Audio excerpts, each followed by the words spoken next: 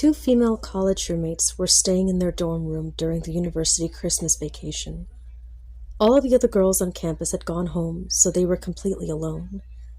The roommates were trying to do some studying, but they ended up just spending hours browsing on the internet on their laptop.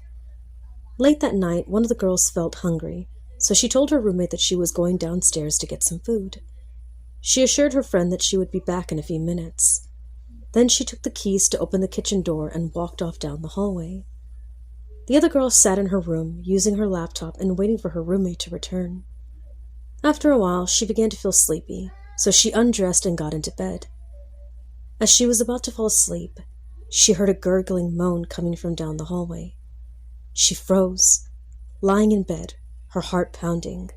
The sound stopped, but it was replaced by a dragging noise. The girl was terrified. She couldn't lock the door because her roommate had taken the keys with her. All she could do was lie there, shivering as the sound drew nearer and nearer. She listened, shaking in fear, as the dragging sound came closer and closer, stopping right outside her door.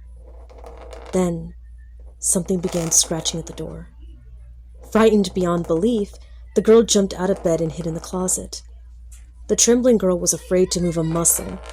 The scratching noise seemed to go on and on. Eventually, she managed to fall asleep, curled up in the closet. The next morning, the girl cautiously stepped out of the closet. The scratching sound had stopped, but she was still too frightened to open the door. Looking out her window, she saw a mailman passing by and shouted at him for help. She heard the mailman's footsteps entering through the college dorm and coming up the stairs, into the hallway. Suddenly, the footsteps stopped. "Is everything okay?" cried the girl.